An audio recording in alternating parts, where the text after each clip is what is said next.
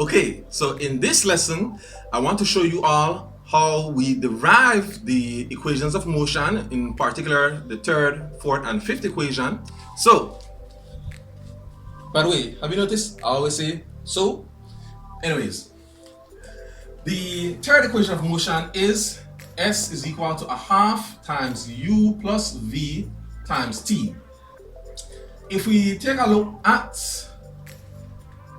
a graph, let's say it's a velocity time graph, then how can we determine this fourth equation of motion?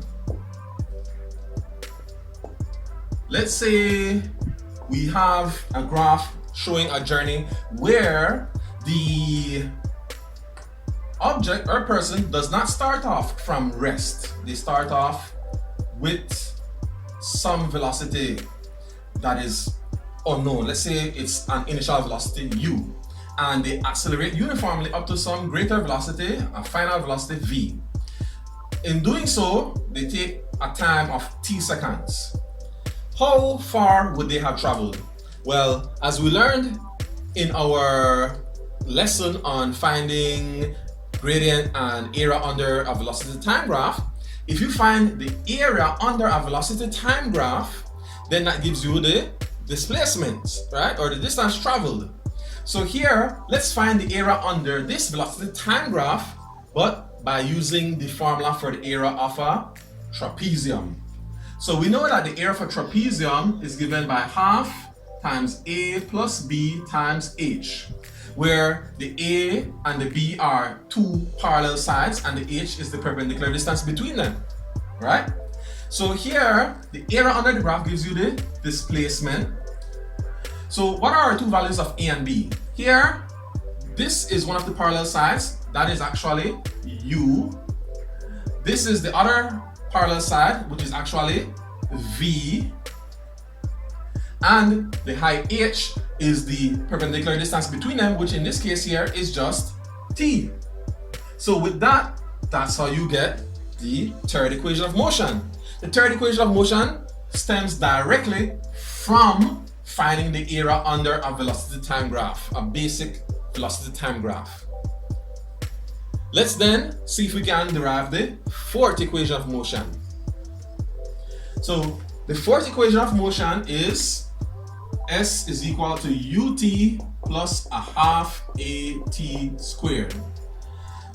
To do that, we'll do a similar method to deriving the third equation of motion. But what we'll do instead is we'll break it up into two parts. So here I have a rectangle and there is a triangle. So the area here is that of a rectangle and a triangle.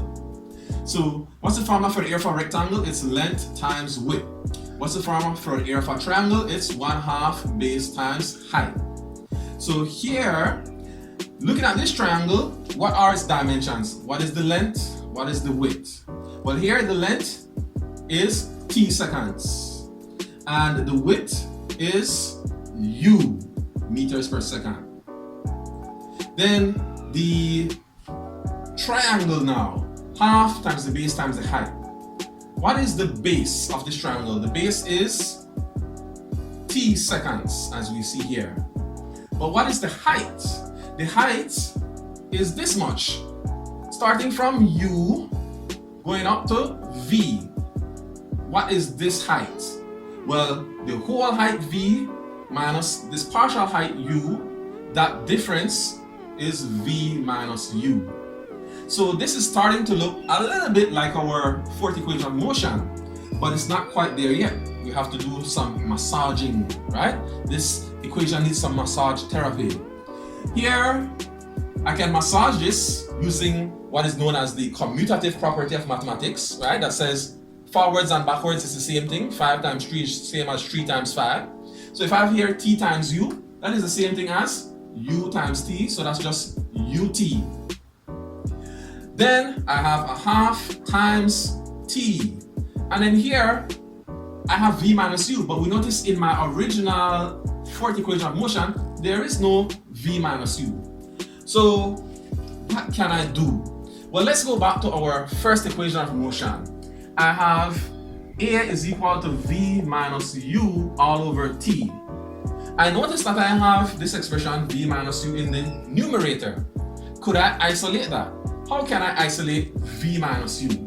Well, if I were to transpose this t from the right hand side over to the left hand side, then I would be left with simply v minus u on the right hand side. But what should I do when I transpose the t? Well, here I am dividing by the t, so when I transpose it, I multiply by t. So a times t gives me at. So now I have v minus u in terms of a and t. V minus u is equal to at. If I simplify this, then I will get s is equal to ut plus 1/2 a t squared. Where does the t squared come from, you might ask? Well, what is t times t? T squared, that's the t. Alright, I'll stop with those. So this is where the fourth equation of motion comes from. Let's move on to the fifth equation of motion.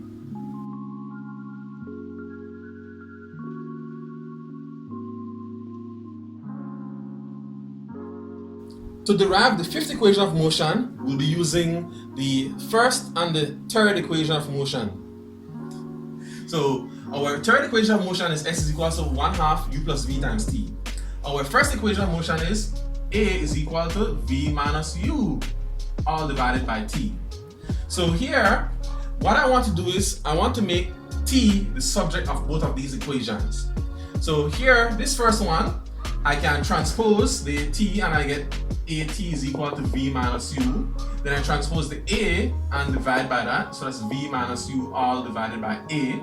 If you're good at transposition, then you know it was as easy as just switching these two, right? So I have t is equal to v minus u over a. This one here now, if I wanted to transpose that to make t the subject, then I would have 2s is equal to u plus v divided by, multiplied by t. Here, instead of dividing by t, when I transpose it, I multiply by it. Now, next, I notice that the u plus v is in brackets, multiplying the t. So when I transpose to make t the subject, I'll do the opposite of multiplication and I'll divide by the u plus v. Right? Technically, I don't have to put it in brackets. You can if you want, you don't have to.